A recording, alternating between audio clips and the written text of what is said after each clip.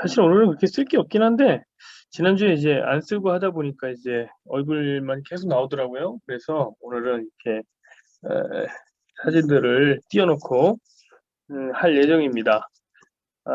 오늘은 이제 지난주에 하나님께서 행하신 일, 특별히 어떤 한 부분에 대해서 이야기했어요. 어떤 나라들이나 뭐 제국을 일으키고 한 나라의 흥망성쇠를 만들어내시는 그런 어떤 역사적인 흐름 넘어서 하나님이 특별한 어떤 목적을 갖고 계획하신 일, 지난주에는 우리 회당에 대한 이야기를 했습니다. 하나님께서 회당을 그렇게 열어가셨다.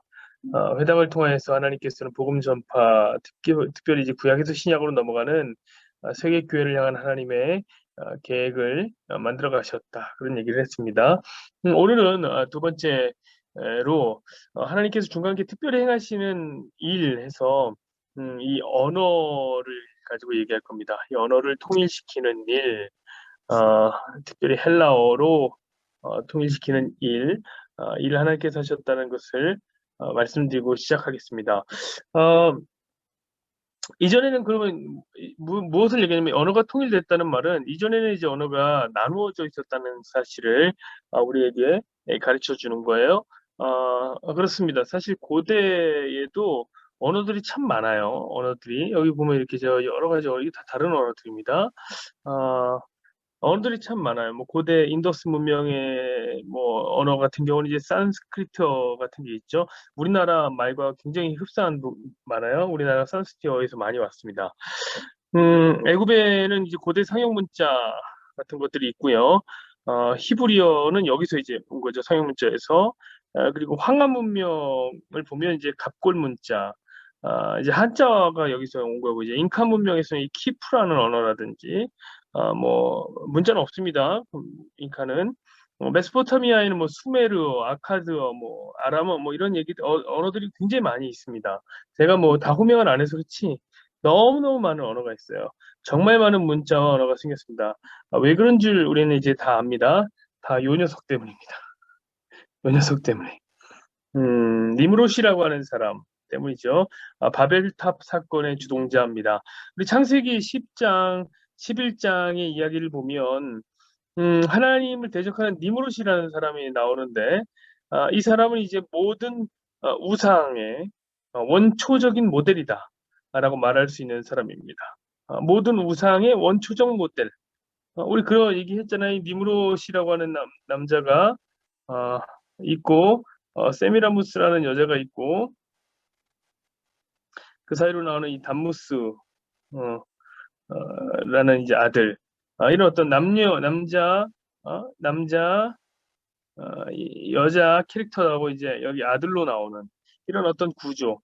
너무나 당연하거든요. 사실 이거 모든 신화들이 이렇게 존재하는데, 왜냐면 이게 세상 이치니까 그래요. 세상이 우리가 살아가는 세상 이치가 남자와 여자에게서 자식이 나오는 그런 이야기니까 너무나 당연합니다. 그러니까 사실은 우리가 믿고 따르는 그 삼위일체 있잖아요. 셋이면서 하나이고 하나이면서 셋인 이 삼위일체와 같은 것들은 매우 특별한 거예요.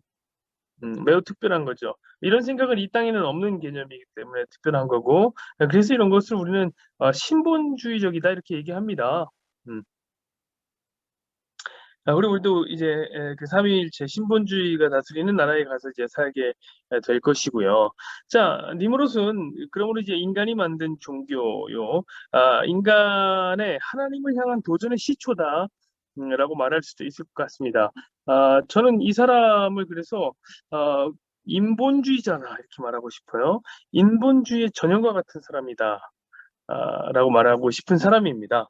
자, 이 사람이 처음에 이제 신할 땅이라고 하는데 음, 신할 땅이라고 하는데 신할 평지라고 하는 데다가 사람들을 모으기 시작합니다. 이 당시 니무롯은 왕이었어요, 왕. 어, 이 말을 좀 자세히 얘기하자면 이 니무롯이라고 하는 사람은 이 당시 왕이라고 하는 것은 온 세상의 왕이라는 거예요. 온 세상의 왕. 음, 온 세상 모든 세상의 왕이었다. 왜냐하면 이 당시에는 아직 언어가 나눠지지 않았어요. 언어가 통일되어 있습니다. 그렇죠? 그 때문에 이제 모든 사람들이 모여 살았습니다. 아, 그리고 이제 게다가 이제 정확한 시기를 특정할 수는 없지만 특정은 안 돼요. 그러나 성경에 보면 지구가 나누어지는 사건이 힌트처럼 나오는데요. 우리 창세기 한번 10장 25절 볼까요? 창세기 10장 25절. 창세기 10장 25절에는 이렇게 쓰여 있습니다. 에벨은 두 아들을 낳고 하나의 이름은 벨렉이라 하였으니 그때의 세상이 나뉘었으며 벨렉의 아우의 이름은 욕단이며. 자, 벨렉이라고 하는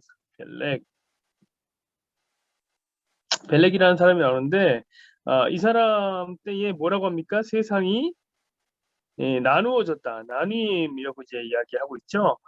여러분 혹시 그거 아십니까? 대륙 이동설이라든지, 대륙 이동설, 아니면 뭐 판구조론 같은 어떤 이런 얘기들. 그러니까 이거는 뭐 어려운 건 아니고요. 그 전에 이제 뭐 미국의 그 부통령이었던 환경운동자였던 엘고어라는 사람이 그 불편한 진실, 이건데, 불편한 진실이라는 이제 그 뭐죠, 이 다큐멘터리 영화를 하나 만듭니다. 다큐멘터리 영화를. 근데 이제 여기에 이제 보면은 대륙 이동설이 잘 나오죠. 어떤 얘기냐면 원래 지구는 이제 하나였다는 거, 이렇게 다 붙어 있었다는 거예요, 하나에.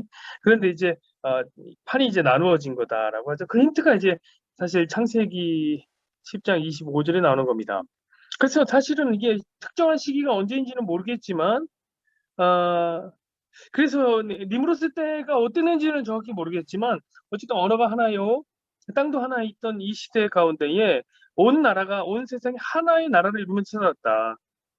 사실 그것 때문에 니무롯이 바벨탑이라는 것을 쌓을 수 있었고, 그것이 또한 이 니무롯이 바벨탑을 쌓은 이유가 되기도 했습니다. 이유가 되기도 했어요. 왜냐하면 하나로 모여 살고 있으니까. 여러분, 니무롯이 바벨탑을 쌓은 구호가 뭡니까? 세 가지인데 창세기 11장 4절 한번 볼까요? 창세기 11장 4절 보세요. 또 말하되 자 성읍과 탑을 건설하여 그 탑 꼭대기를 하늘에 닿게 하여 우리 를 내고 온 지면에서 흩어짐을 면하자 했더니, 자, 첫 번째는 뭐였냐면 하늘에 닿자예요. 하늘에 닿자. 하늘에 닿자. 두 번째는 뭐냐면 흩어짐을 면하자. 우리가 면하자. 세 번째는 우리 이름을 내자예요. 네, 그쵸? 여러분 이건 다 뭐냐면은 하나님을 겨냥한 선동표인 거예요. 하나님을 향한 도전하는 이 표란 말이에요. 왜냐하면 이 니무롯이 지금 활동하고 있는 시기가요. 니무롯이 활동하고 있는 이 시기가 가만히 보면은 아직 노아의 홍수 사건을 겪었는데 그 노아가 아직 죽지 않은 시대란 말이에요. 그러니까 생생하게 노아의 홍수 사건을 증언해 줄 수 있는 증인들이 있어요. 그리고 그들이 노아의 홍수 사건을 온 세상 사람들에게 다 알려준 거예요. 자, 인간들이 분노하기 시작한 거죠. 분노하기 시작해요. 왜? 사람들은 자기 잘못을 안 돌아보거든요. 하나님 앞에 범죄했던 자기 잘못을 안 돌아보고 뭐에 화나냐면 하나님이 이 잔혹한 독재자처럼 여겨졌던 거예요. 사람들 다 죽이는, 마르타 시험하고, 아니면 뭐 히틀러처럼 뭐 이렇게 사람들 다 죽이는, 유대인 학살하는 그런 사람처럼 여겨졌던 거죠. 우리를 또 죽이면 어떻게 하나? 왜 또 물 여기다 갖다 쏟아 부으면 어떡하나? 그래서 이제 하나님의 심판으로부터 도망갈 수 있는 방법을 찾았던 것인데 그것이 바로 이 바벨탑이죠. 바벨탑. 그러므로 이제 이 세 가지 표, 하늘에 닿자라는 것, 이거 뭐 어떤 겁니까? 아무리 비를 쏟아 부어봐라. 하늘에 닿으면 어떻게 된 겁니까? 죽지 않죠. 올라가면 되니까요. 그렇죠? 하나님에게 하는 도전이죠. 흩어짐을 면하자, 이거죠. 왜? 하나가 돼서 뭐 하고요? 하나님과 대적하기 위해서. 하나님과 대적하기 위해서. 우리가 흩어지면 안 돼. 하나가 돼서 우리 하나님 싸울 수 있어. 우리 그런 능력 있어. 이렇게. 우리 이름을 내자. 그런요. 비가 와서 여러분 생각해보세요. 비가 오면 다 쓰러져 버린, 그러니까 인류 흔적이 없는 이 사회 속에서 우리 이름을 반드시 남기자. 후대에 우리 이름을 반드시 남기자. 이거 전부 다 지독한 살인광처럼 여겨졌던 하나님으로부터 자기를 지키기 위한 표였던 겁니다. 이 세 가지 다가. 음. 그러나 제가 얘기하고 싶은 것은 무엇이냐면 이런 표어들은 너무나 쓸모없는 표어다. 왜냐하면 어떤 사람도 하나님과 대적할 수 있는 존재가 없기 때문에 그래요. 사람은 하나님과 대적할 수 없어요. 사람들이요. 하나님에 대해서 오해하고 있는 두 가지 오해가 있습니다. 큰 오해가 있어요. 뭐냐면 첫 번째는 뭐냐면 내가 어? 하나님과 대적할 수 있는 존재다라고 자기를 생각하고 있는 거죠. 나는 하나님과 대적할 수 있어. 우리는 하나님과 대적할 수 있어. 이게 뭡니까? 이게 인본주의잖아요. 인간은 엄청나게 중요한 사람들이기 때문에 하나님과도 싸울 수 있다. 이거 아닙니까? 여러분, 그러나 이건 오해예요. 잘못된 거예요. 왜냐면 하나님은 전능한 분이에요. 절대로 결코 우리의 상대가 될 수 없는 분입니다. 자, 두 번째 오해가 있는데 그 두 번째 오해는 뭐냐면 이 하나님이 두려운 분이라는 거예요. 음, 하나님 무서운 분이고 하나님 두렵고 하나님 엄격하고 하나님 자비가 없는 분이다. 아까 그 바벨탑을 쌓은 사람들의 생각처럼 하나님 엄격하신 분이다. 율법을 정해놓고 율법 안 지키면 죽이는 폭군 같은 하나님이다. 이렇게 생각을 하지. 하나님을 엄하신 분으로서 생각하는 것입니다. 자, 그러나 이 첫 번째 이유에 근거하여서 이 근거가 여기가 됩니다. 첫 번째 이유가 근거가 돼요. 이것은 완벽한 오해란 말이에요. 이 두 번째는 오해예요. 이것 때문에 이게 오해예요. 왜냐? 여러분, 하나님은 전지전능한 분이다. 전지전능 모든 걸 할 수 있는 분이에요. 자, 그런데 그분이 우리에게 엄격하기를 원하고 인간을 심판하기를 좋아하는 분이라면 여러분 어떻게 인류가 지금도 살아남아서 이 땅에 발붙이고 살아가겠냐 이 말이죠. 응? 여러분, 인간은 전지전능하지 않아요. 인간은 전지전능한 존재가 아니에요. 그럼에도 불구하고 여러분, 인간이요 누굴 싫어하냐면 바퀴벌레 같은 거 되게 싫어해요. 응? 그쵸? 요즘에 식당에서 바퀴벌레 나와봐야 큰일 납니다. 여러분, 그래서 인간이 이 바퀴벌레를 싫어해서 이 생명력이 좋다는 녀석들도 이거 막 박멸해 버린다. 세스코 불러서 집에서 완전 발도 못 붙이게 우리 집에는 들어오지도 못하게 만들어 버린단 말이에요. 누가? 인간이라는 존재가요. 근데 한번 생각해 보세요, 여러분. 하나님이 전지전능하신데 인간이 믿고 인간에게 엄격하셨다면 우리가 어떻게 살아남을 수 있었겠냔 말이에요. 여러분, 그러므로 이런 논리가 하나 성립되는데 이 하나님이 살아계시다면 그분이 존재하신다면 존재한다면 안 존재한다면 모르겠지만 존재한다면 그분은 필연적으로 인간을 향해서 우호적이고 평화를 사랑하는 하나님이어야 하는 거예요. 음? 이해되시죠, 여러분? 자, 이 사실을 누가 몰랐습니까?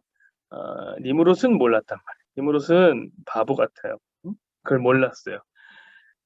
그래서 하나님을 어떻게 생각한 거냐면 엄한 하나님을 여긴 거예요. 두려운 하나님. 여러분, 이걸 하나님이 매우 싫어하세요. 아세요? 하나님이 진짜 싫어하는 것 중에 하나가 뭐냐면 하나님 자신을 무섭게 보는 거예요. 여러분, 하나님을 무섭게 보지 마세요. 그 다른 만만하게 보라는 것도 아니고 하나님 사랑이 많으신 분이라는 사실 앞에 당당하게 서시란 말이에요. 주님의 보좌 앞에 담대하게 나가시라고요. 여러분, 우리가 달란트 비유를 통해서 배울 수 있는 그 깨달음이 바로 그건 겁니다. 지혜가 바로 그런 거예요.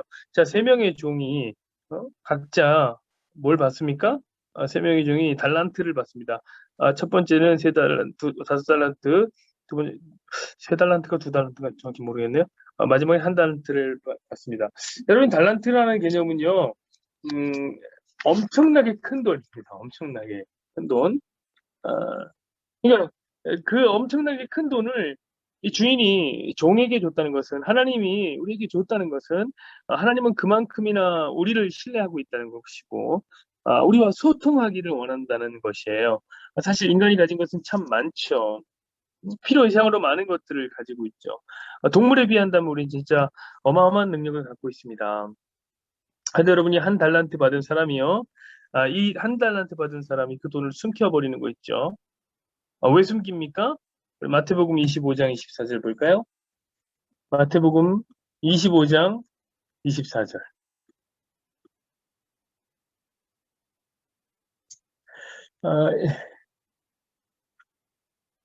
25장 보십시오.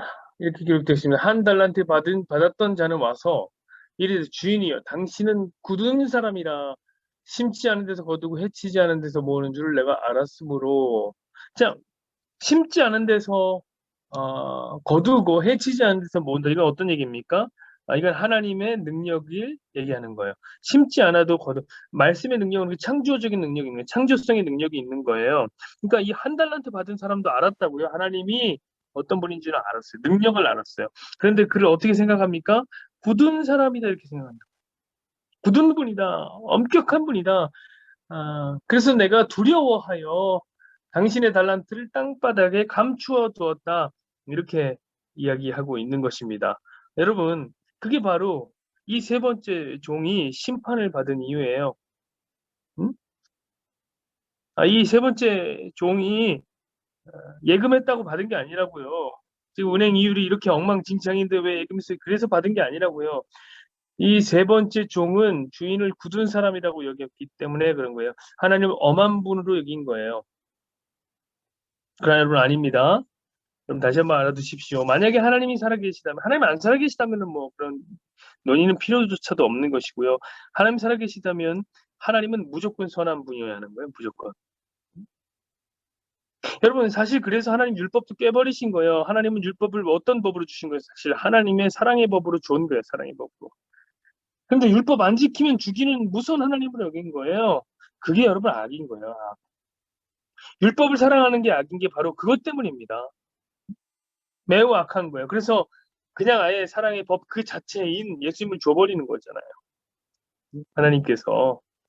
자, 하나님은 이런 바벨탑을 지은 이 니무롯과 니무롯의 일당들에 대한 이거 악한 거예요. 악한 인식, 신에 대한 인식, 하나님에 대한 인식에 무엇을 내리는 겁니까? 심판을 내리는 것입니다. 이것을 쌓아 올린 것 그 자체가 잘못됐다는 게 아니라 뭐 탑쌓은 게 뭐가 잘못됐어요, 여러분? 그들이 갖고 있는 인식이 잘못됐기 때문에 하나님 심판한 것이죠. 어떻게 심판합니까? 이 심판의 내용이 바로 언어를 분리한 것입니다. 언어를 다 나누어 버린 거예요. 다들 소통이 안 되게. 여러분 그럼 어떻게 됩니까? 자연스럽게 모일 수 없죠. 각자 도생하게 되는 거예요. 각자 살아야 돼요. 그러면 모이지 못한다? 그게 뭐 엄청난 모이지 못하는 것도 사실 심판이죠. 그런데 그뿐이 아니죠. 사실 여러분 우리도요. 요즘에 잘 못 모여요. 그렇죠? 잘 안 모여요. 그게 잘 살잖아요. 여러분 코로나도 잘 버티고 있잖아요. 여러분 모이지 못한다는 것이 물론 힘이 들겠지만 언어를 분리했다라는 것이 모이지 못했다라는 것보다 훨씬 더 큰 강력한 심판을 담고 있는데 그 안에 담겨 있는데 그것이 무엇이냐면 이 언어가 분리된 것 때문에 더 이상 하나님의 말씀을 제대로 들을 수가 없더라. 이것입니다. 하나님의 말씀이 이제 저들에게 전해지기가 어렵고 불편한 방언이 되었다는 사실이죠. 방언. 언어가 분리되었기 때문에 하나님의 말씀이 어떤 사람에게는 방언처럼 들릴 것이죠. 여러분, 선교사들이요. 가장 어려워하는 부분이 뭔지 아세요? 선교사들이 가장 어려워하는 부분이 돈이 없다? 아니에요. 그거는 선교사만 돈 없는 거 아니에요. 오히려 선교사님도 잘 벌 수도 있어요. 목사님들도 더 못 벌어요. 그런데 정말 선교사들이 가장 두려워하는 부분은 뭐냐면 그런 돈이 없는 거 이런 거 아니에요. 뭐냐면 언어예요. 언어가 너무 불안하다. 언어 배워서 소통하는 것이 여러분 어렵죠. 그렇죠? 지금은 여러분 번역기가 굉장히 잘 돼 있잖아요. 그래서 이제 여행 가잖아요. 번역기 믿고 그럼 망해요. 번역기 잘 돼 있어도 말 안 통해요. 배고파도 뭐 사 먹기가 어렵단 말이에요. 말이 안 통하면. 근데 여러분 선교는 뭐냐면 외국에서 사는 거예요. 외국에서 살려면 뭐 집세도 내야 되고 공과금도 내야 되고 너무 어렵단 말이죠. 음? 지금처럼 번역기 있어도 어려운데 여러분 과거에는요. 언어를 배우는 것 자체가 훨씬 힘들었죠. 그렇죠? 그냥 몸으로 부딪혀야 되는 일인 거예요. 근데 한번 생각해 보세요. 이제 막 언어를 배워요. 이제 막 언어를 배워서 사람들에게 복음을 전한다는 거는요, 이게 정말 어려운 일이죠. 그렇지 않겠습니까? 복음을 막 배우는 언어로 전한다는 것은 굉장히 무모하고 어려운 일입니다. 그렇지 않겠습니까? 여러분, 누가 여러분에게 와서 예수 복음이 아니라 다른 복음을 전하는데 자기 신을 믿으라고 하는데 떠듬떠듬거리는 이방인의 말을 어떻게 듣겠냐고요. 그 얘기를. 듣기가 어렵습니다. 여러분, 저는요, 유명한 그 선포자입니다. 여러분, 선포자가 뭔지 아세요? 선교를 포기한 사람의 제가 선포자입니다. 선교 포기자예요, 제가. 제가 여러분, 선교를 포기한 이유가 바로 거기 있어요. 제가 처음에 부르심을 하나님 앞에 받았을 때에 두 가지 서원을 했습니다. 두 가지 서원. 첫 번째 서원은 뭐냐면, 하나님 절대로 제가 싫어하는 여자와 결혼을 하지 않게 해주세요. 이런 어떤 쓸데없는 그런 어떤 서원을 했단 말이에요. 다른 건 아니고. 왜냐면 이때 한참 호세아를 재밌게 읽고 있어갖고. 호세아 얼마나 재밌습니까? 호세아처럼 뭐 하나님이 꼭 나를 부르시는데 야, 너 음란한 고멜이랑 결혼해, 음란한 고멜을 사랑해라 이렇게 할까봐 하나님 말씀 들으면서 정말 복음 전하는 목사로 잘 살 거긴 하지만 절대로 제가 싫어하는 여자랑 결혼시키지 마세요. 이런 어떤 하나의 서원을 했고요. 두 번째 서원이 뭐냐면, 하나님, 제가 바로 그 유명한 선포자입니다. 선교 포기자입니다. 선교는 안 가도록 해주세요. 이렇게 기도했단 말이에요. 여러분, 왜냐하면 설교라는 것이요. 저는 설교자가 되고 싶었던 건데, 여러분, 설교라는 것은 매우 언어에 대해서 정통해야 하는 거예요. 정통해야지. 언어를. 왜냐면은 이 설교의 텍스트는 성경이잖아요. 이 성경에는 엄청난 비유와 상징이 들어있단 말이에요. 그뿐만 아니라 이 성경은 문학적으로도 굉장히 뛰어난 이야기가 많단 말이죠. 그러니까 자기 언어로 성경을 봐도요, 자기 모국어로 성경을 봐도 어려워요. 성경에 사실 읽는다는 게. 그런데 여러분, 그걸 다른 나라 말로 한다고 생각해보세요. 성경 안에 들어있는 그 중의적인 느낌을 어떻게 설명하죠? 언어 안에 담긴 중의적인 그 비유를 어떻게 설명하죠? 그 의미를 바르게 전할 수 있겠습니까? 어렵단 말이에요. 게다가 여러분, 이 설교라는 것은 마음을 전하는 것이요. 설교라는 것은 뜨거움을 전하는 것인데, 여러분, 가끔 그 명절에 보면요, 외국인 노동자들이 나와서 노래 대회를 합니다. 그쵸? 설날 뭐 노래 대회, 외국인 노래 잔치 뭐 이런 거 한단 말이에요. 노래 정말 잘해요. 외국 사람 노래 잘하잖아요. 근데 정말 어색하잖아요. 그죠? 잘하는데 이 감동은 잘 안 돼요. 그쵸? 감동은 잘 안 돼. 그 노래가. 근데 여러분, 어떻게 외국어로 마음을 전하는 설교를 할 수 있나? 저는 그게 어려서 선포자가 됐어요. 언어적인 재능도 없고요. 선교사로만은 보내주지 말아달라라고 기도를 했습니다. 응? 근데 여러분, 진짜가 그래요. 언어를 배운다는 건 너무 어렵고요. 성경을 번역한다는 건 더 어렵습니다. 번역 오류가 정말 많아요. 여러분, 그래서 심지어 어떤 선교사님은 선교지에 가서 뭐 하는 줄 아세요? 평생 성경만 써요. 성경만 번역해. 그 나라 말 배워갖고. 다른 건 아무것도 안 해요. 전도 한 명도 못하고 돌아오는 선교사님 많아요. 그렇게 돌아가신 선교사님들 많아요. 그럼 뭐 하느냐, 그분들은? 성경 번역해요. 성경 없으면 전도 안 되잖아요. 평생 성경 쓰는 거, 성경만. 그럼 그것 자체가 엄청난 일이에요. 그걸 문서 선교라고 하는 거죠. 문서 선교. 자, 여러분, 이거 왜 이렇게 된 거라고요? 제가 왜 선포자가 됐다고요? 음? 얘 때문에, 심판 때문에. 이 바벨탑의 심판 때문에 그런 거라고요. 여러분, 그래서 성경이 말하는 방언이라는 거죠. 방언. 방언이라는 것은 굉장히 개인적인 차원인 것이고, 음? 그래서 여러분, 이것은 교회가 함께 모일 때는 요거 안 하는 게 좋아요. 방언은 심판의 내용이 들어있기 때문에 그런 거죠. 방언은 다른 사람들이 들으면 몰라요. 못 알아듣는 게 방언이잖아요. 근데 자기는 알아들어요. 이게 어떤 뜻입니까? 복음이 은닉되어 있다. 복음은 그 안에 비밀로 숨겨져 있다. 요걸 얘기하는 거죠. 그러니까 개인한테 좋은 거예요. 개인한테만. 함께 모이면은 이거 별로 좋은 거 아니라고요. 그러니까 안 하는 게 좋습니다. 자, 이것이 바로 무엇이냐면 바벨론이라는, 바벨탑, 바벨론. 어? 아수르 이런 나라의 시초가 되는 바벨탑 사건 니무롯의 이야기입니다. 어, 자, 여러분, 그럼 왜 중간사를 하면서 바벨탑 사건을 이렇게 배운 겁니까? 목사님, 우리 무슨 얘기했죠? 어? 중간사 얘기하다가 이거 했단 말이에요. 여러분, 중간사에 뭘요? 하나님이 하신 일, 하나님이 하신 일. 요거 얘기했다고 했어요. 어떤 일을 하셨다고 그랬습니까? 언어를 통일했다고 했어요. 하나님이. 어떤 말로요? 헬라어로 통일했다. 요 얘기로 시작된 거란 말이죠. 온 세상의 언어를 헬라어로 통일하셨다. 여러분, 언어를 통일하는 건 왜 좋을까요?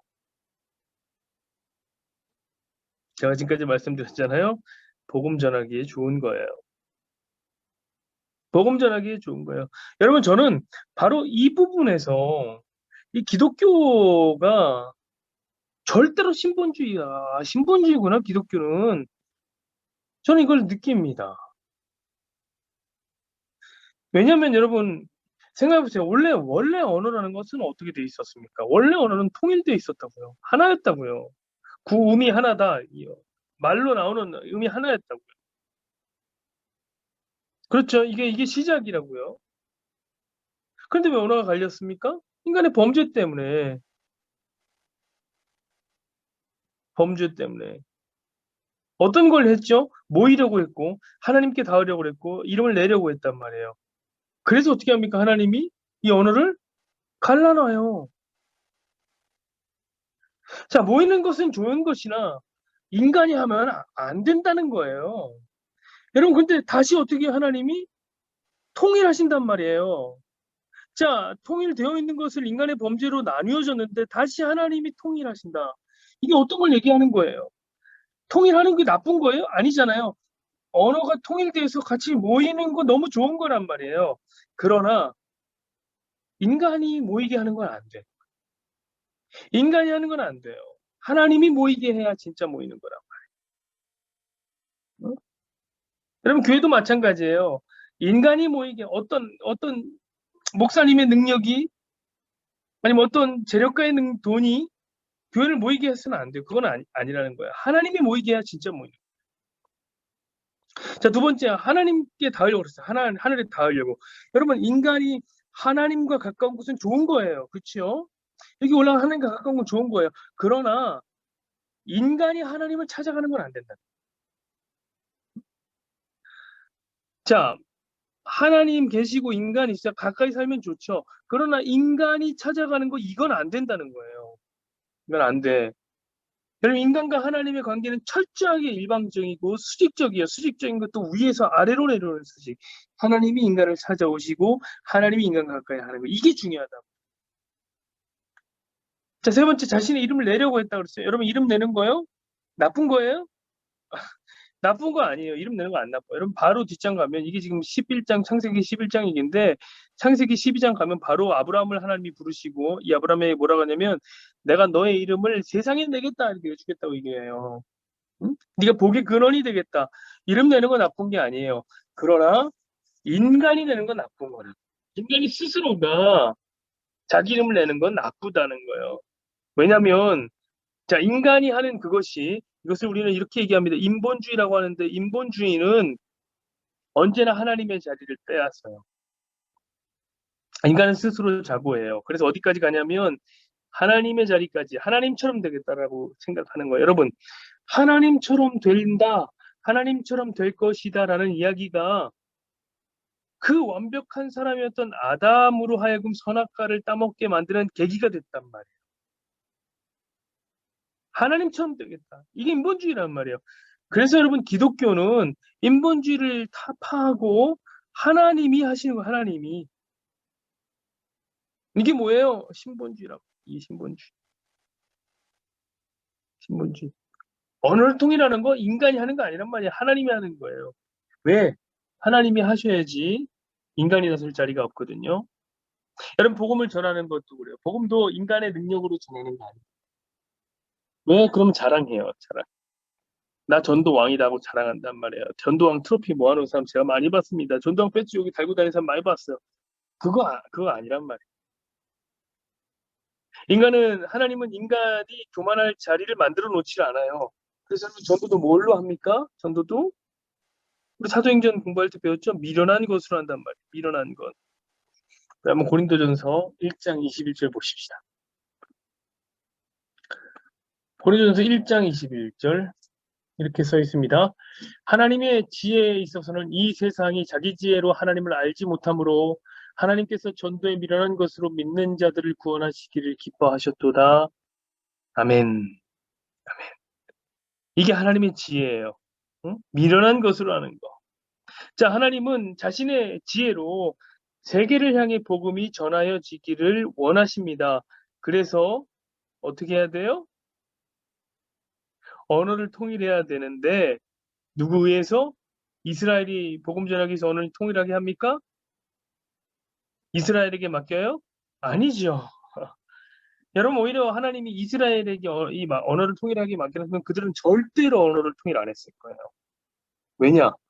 여러분 어차피 이스라엘이 갖고 있는 생각은 뭡니까? 자기들만 구원받는 선민 사상에 침취해 있단 말이에요. 뭐하러 언어를 통일해요, 그렇죠? 이방인 전도할 이유가 없는데 히브리 사람들끼리 복음을 향유하면 되는데, 그렇죠? 그래서 여러분 하나님이 스스로 하셔야 돼요. 뭘 데리고? 할 수 없는 사람들 데리고.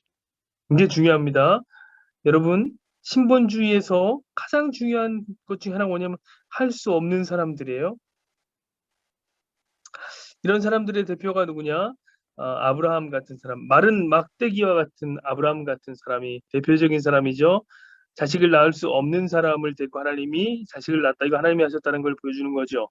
그렇죠? 우리 지난주에 트리 예배 때 뭐 얘기했습니까? 기도원과 300용사. 기도원과 300용사 얘기했습니다. 이게 이제 용사자가 붙으니까 대단히 세 보이는데 이 사람들이 전형적으로 어떤 사람이냐? 할 수 없는 사람들이란 말이에요. 할 수 없는 사람들. 어, 제가 어렸을 때는 이 기도원과 300용사가 마치 어벤져스에 나오는 사람들 같이 느껴졌었습니다. 그렇게 배웠고요. 어, 마치 그 300에 나오는 어, 스파르타의 용사들처럼 미디안 군인들과 싸우는 사람처럼 여겨졌습니다. 그러나 그거 전혀 아닙니다. 하나님이 기도원을 부를 때도 어떻게 부릅니까? 포도주 틀에서 밀타작하는 이 나약하고 병약한 기도를 불러갖고 큰 용사라 불렀어요. 할 수 없기 때문에 이 사람 도망이 특기인 사람, 이 사람 불러 사람 모으라고 합니다. 사람 모으라고 그래요. 모았더니 3만 명 왔습니다. 3만 명인가요? 그래서 얘기합니다. 두려운 사람 다 보내라 했더니 이 중에 2만 명이 갑니다. 대단하죠? 미드안과 싸우자. 제가 하겠습니다. 3만 명 모여. 두려운 사람 가라 했더니 2만 명 간단 말이에요. 1만 명 남았나요? 그리고 이제 물가에다가 풀어놓습니다. 물가에 풀어놓고 물 먹으라고 합니다. 그때 이제 물을 벌컥벌컥 얼굴을 대고 모시는 사람이 있었고 그러지 못하고 손으로 떠먹는 사람이 있었습니다. 근데 손으로 떠먹는 사람 몇 명이냐? 300명이었어요. 제가 어렸을 땐 그걸 그렇게 배웠습니다. 저희 목사님은 그렇게 강의해 주셨는데 자 봐라 이 300명을 봐라. 전방을 주시하면서 적이 오나 안 오나 지혜롭게 아주 민첩하게 잘 훈련된 용사였다 이렇게 얘기하셨는데 저는 그런 줄 알았어요. 그래서 이제 제 머릿속에서는 기도원과 300용사하면 스파르타가 생각났던 거예요. 스파르타가. 그거 전혀 아니거든요, 여러분. 여러분 그 전혀 아니에요. 여러분 생각해 보세요. 1만 명이 지금 남아 있는데 1만 명을 수용할 수 있는 강이 뭐 얼마나 많겠습니까? 일단 다 들어가면은 다 수용이 안 돼요. 그럼 목이 너무 마른 거예요. 자, 수많은 사람들이 물가에 첨벙첨벙 들어서 물을 마십니다. 근데 여러분 그중에 300명은요 들어갈 수도 없었던 거예요. 경쟁에 밀려서. 그래서 밖에 손으로 떠먹고 있는 거예요.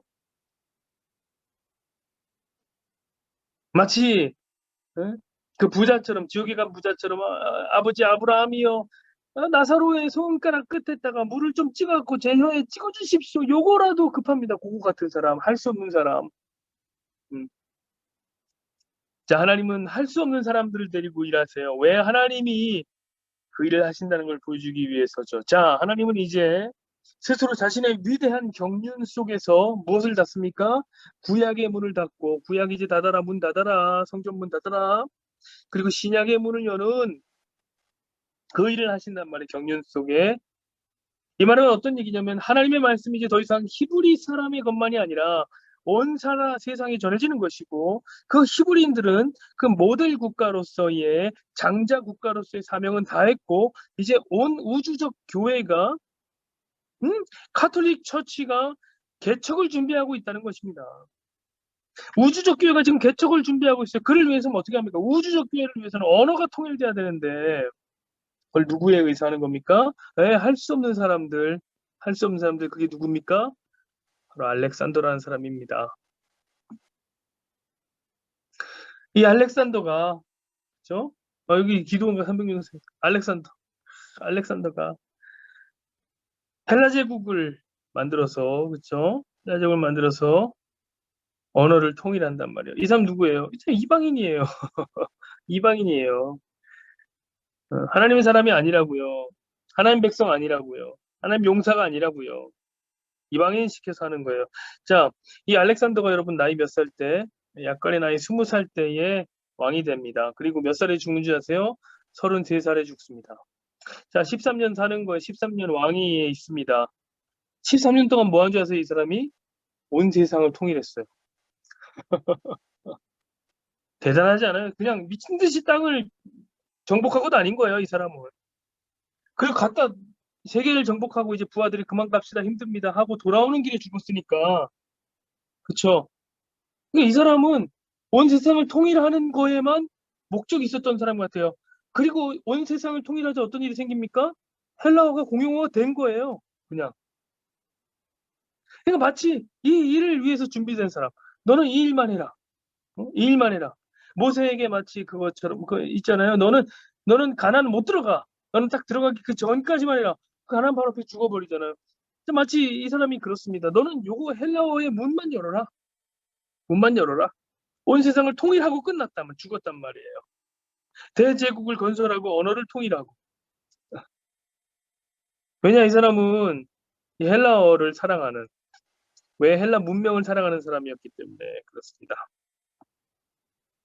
여러분 생각해 보십시오. 보통 정복자들이나 통치자들은 어떻게 하냐면 승리를 하잖아요. 그러면은 자기 나라의 말을 통용어로 씁니다. 공용어로 쓴단 말이에요. 그쵸? 그러나 알렉산더는 아니었어요. 응? 여러분 알렉산더는 마게도냐 사람입니다. 그리스 사람이 아니라고요. 할 수 없는 사람을 불러서 하나님이 만들어가는 거예요. 하나님이 이 알렉산더를 어떻게 만들어가는지 보십시오. 여러분 알렉산더는 도시국가 사람이 아니에요. 이게 또 그리스라는 나라랑 그 주변에 이제 지중해의 위치를 보면 되게 중요한데, 그 지중해 근처에 있는 곳이 이제 도시국가고 그 한참 위로 올라가면 이제 마게도냐 같은 나라가 있습니다. 어, 이 그리스의 이 지중해 근처에 있는 도시국가들은 철학을 사랑하고, 이 사람들 도시국가 사람들은 특징이 있어요. 도시국가 철학을 사랑해요. 그리고 지혜를 사랑한다. 그런데 그는 헬라인이 아니에요. 이게 헬라인이라고 하면 이게 헬라인이고, 이 헬라인들이 만든 것이 헬라 문명이고 헬라어를 쓰고 이게 헬라인이에요. 그런데 이 알렉산더는 헬라인이 아니었어요. 이 사람 마게도냐 사람이었다고. 여러분 당시 마게도냐는 이 헬라 국가들에 의해서 보면 뭐라고 여겨지면 야만인으로 여겨지는 국가였습니다. 야만인. 왜요? 이들은 전쟁을 사랑하고, 이들은 철학이나 지혜를 사랑하는 게 아니라, 이들은 싸우고 죽이고 이런 것만 좋아하는 사람들, 무시받는 사람들이었어요. 그러니까 사실 이 알렉산더도 따지고 보면 이 헬라의 문명을 싫어할 이유가 충분하단 말이에요. 그렇죠? 제가 만약에 알렉산더를 즉위를 했다면 이거 미워했을 거예요. 헬라말 쓰지 마라. 헬라 철학하지 마라 얘기했을 겁니다. 그래서 이 알렉산더가 더욱 적격이에요. 이 헬라어를 사용하게 하는 적격. 왜냐하면 여러분 생각해 보십시오. 해야만 하는 이유가 있다면, 그렇죠? 당연히 해야 돼. 알렉산더가 당연히 그래야지라고 한다면 하나님이 일하시고 있다는 느낌을 못 받잖아요, 그렇죠? 근데 할 이유가 없는 사람을 그렇게 만들어 가시는 게 이제 하나님이, 야, 어떻게 저 사람을 통해서 하나님이 일하시는 게 이게 보인단 말이에요. 저는 감사하게 제가 그런 예라고 생각해요. 왜냐면 저는 도무지 목사할 이유가 없는 사람이란 말이에요. 목사할 자격이 없어요. 못된 비행 청소년 시기를 보내고 저 이모도 무당이란 말이죠. 교회 다닐 이유가 뭐냐고요, 지금 내가 예수 믿을 이유가 뭐냐고요. 전혀 없던. 그럼에도 불구하고 목사가 됐다. 이런 죄인을 데리고 하나님 목사 일을 하셨다. 그러면 하나님이 시시때때로 역사하셔갖고 안 되는 놈을 끌고 가고 계시는구나. 이렇게 믿을 수 있는 거 아닙니까? 그게 성립되는 거잖아요. 알렉산더가 그랬단 말이에요. 알렉산더. 여러분, 알렉산더라는 이 사람은 아버지가 누구냐면 전에도 얘기했지만 필리포스 2세라는 사람이에요. 2세. 이 사람은 굉장한 전쟁 천재였습니다. 전쟁 굉장히 잘하는 사람입니다. 그런데 아들을 낳는 데는 영 소질이 없는 사람이에요. 아들을 낳는 데는 영 소질이 없어요. 이 사람의 처가 7명이었는데 다 딸만 낳았어요. 다 딸만 낳았어요. 근데 이 중에서 특별히 이 5번째 아내가 단 한 명의 아들을 낳았는데 그게 누구냐면 바로 알렉산더입니다. 알렉산더. 얼마나 귀하겠어요. 얼마나 귀해. 그래서 이 필리포스 2세가 정말 알렉산더를 귀하게 키웁니다. 모든 걸 다 해요. 모든 걸. 마치 그 중국에 여러분 중국에 가면은 그 소황제라고 하죠. 소황제. 자기 자식들을 소황제라고 그러더라고요. 작은 황제라는 거예요.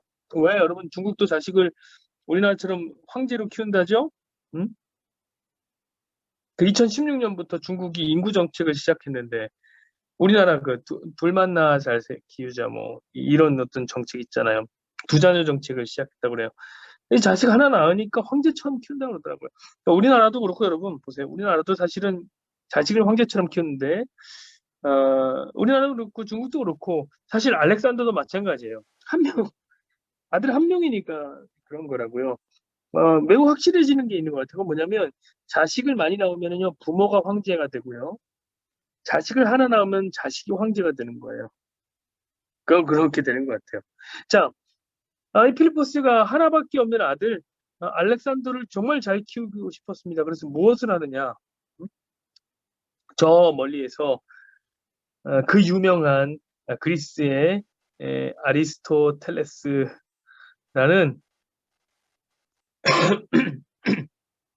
유명한 철학자를 가정교사로 초청합니다.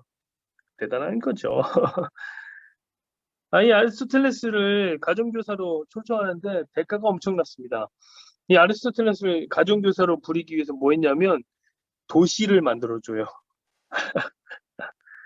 어, 엄청나죠? 엄청나. 왜냐면 이 아리스토텔레스가 도시가 고향이 있었는데 전쟁으로 인해서 망했어요. 근데 필리포스가 자기 아들, 우리 아들, 귀한 아들, 똑똑하게 좀 키워주십시오. 아리스토텔레스에게 보내면서 뭐 해주겠습니까? 당신의 고향을 도시를 복원시켜주겠습니다. 복원시켜 주는 거예요. 그리고 그것을 성역화, 공부하는 장소만 쓴 겁니다. 대단. 도시 하나에서 공부만 했습니다. 자, 그때부터 이 알렉산더가 어떻게 되느냐? 헬라 문명에 매료되고 만 거예요. 왜? 아리스토텔레스가 그리스 사람이잖아요. 엄청 똑똑한 헬라 문명을 그대로 갖고 있는 사람, 헬라의 지식을 갖고 있는 사람이잖아요. 다 전수한 거예요. 사실 원래 알렉산더 헬라를 싫어할 수밖에 없지만, 왜냐면 헬라가 마게도냐를 무시했기 때문에 싫어할 수밖에 없지만 그 스승에게서 배워서 헬라 문명을 사랑하게 됩니다. 응? 전에도 얘기했지만 이 알렉산더가 독서광이라고 했죠. 잘 배워서 그런 거예요. 잘 배워서. 전쟁 중에도 책 봤다 그랬죠? 무슨 책 봤겠어요? 헬라의 책을 봤죠. 그래서 이 알렉산더는 철학자적인 면모를 굉장히 많이 보여준 통치자였습니다. 명언도 굉장히 많이 하고, 명언도 많이 하고. 그러니까 이 지식을 사랑했던 왕인 알렉산더가, 그렇죠? 야만인이었는데, 야만인이었는데 열심히 철학을 공부해서 어? 지식인이 된 겁니다. 그 이야기인 거예요. 훌륭한 알렉산더처럼 지식을 사랑하면 될 수 있다. 여러분, 원래요, 이 고대 사회라는 거는요, 중세 사회나 고대 사회나 마찬가지지만, 고대도 그렇고 중세도 그래요. 다 뭐냐면 신분제 사회죠, 신분제. 이 신분제라는 게 골 때리는데, 이게 뭐냐면 아예 씨가 있는 거예요. 우리와 생각이 굉장히 달라요. 이들에게는 씨가 중요해요. 응? 왕후장성에 씨가 있다, 씨가. 어? 좋은 종자가 있다. 왕은 왕족을 통해서만 나온단 말이에요. 양반은 양반의 씨에게서만 나온다. 천민은 천민의 시에서만 나옵니다. 근데 알렉산더 보세요. 알렉산더 아니잖아요. 물론 왕족이었지만 마게도냐 사람이란 말이에요. 굉장히 야만적인 마게도냐 사람인데 이 야만인 마게도냐 열심히 공부해서 전 세계를 다스린다. 대단한 거죠. 대단한 거죠. 그러니 이제 이 알렉산더의 헬라 문명은 보다 빠르게 이제 퍼져나가게 된 것이고 많은 사람들에게 꿈을 허락하게 해준 것이고 이 매우 잘 모르는 사람들도 있잖아요. 천민들도 이 헬라어에 대해서 잘 알고 있었습니다. 공부하고. 그래서 여러분 보시면 알겠지만 예수님 시대에 헬라어를 쓰는 사람들이 있었단 말이에요. 천민들도 헬라어를 썼단 말이에요. 헬라어가 두 개로 나눠져 있단 말이죠. 사람들은 헬라어를 공부해서 헬라 문명에서 사람답게 살기를 원했던 거예요. 자, 점점 언어가 통일이 되고 있는 거죠.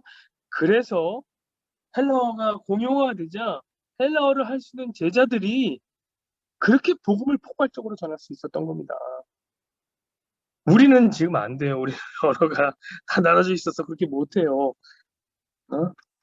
온 세계에 다니며 복음을 전하며 선교 활동을 할 수 있었던 것은 언어의 통일이 만들어낸 쾌거다.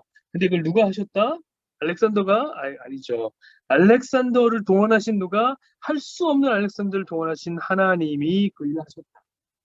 그거죠. 그것도 언제? 아무도 일하지 않는다고, 하나님이 일하지 않는다고 믿었던 중간 시대에 그렇게 역사하셨던 것입니다. 사랑하는 여러분, 오늘 교훈은 그렇습니다. 사람이 하려고 하지 말자. 사람 하려고 하지 말자. 하나님이 하시도록 기다리자. 저는 기독교 역시 그렇다고 생각합니다. 자기만의 문화, 자기만의 언어, 자기만의 영역, 자기만의 정치. 얼마나 노력합니까, 기독교인들이. 여러분, 모든 교회가 그걸 다 한다고 생각해요. 제가 다 압니다. 우리 교회만의 문화, 우리 교회만이 갖고 있는 어떤 행사들, 우리 교회만의 특성, 그런 걸 막 만들어보자. 우리 교회만의 언어, 그럼 그거 별로 좋은 거 아닙니다. 하나님이 일하실 때가 있는 거예요. 자, 우리가 한 목소리를 내는 것이 중요한 게 아니라, 우리 바벨탑 사건을 배웠죠.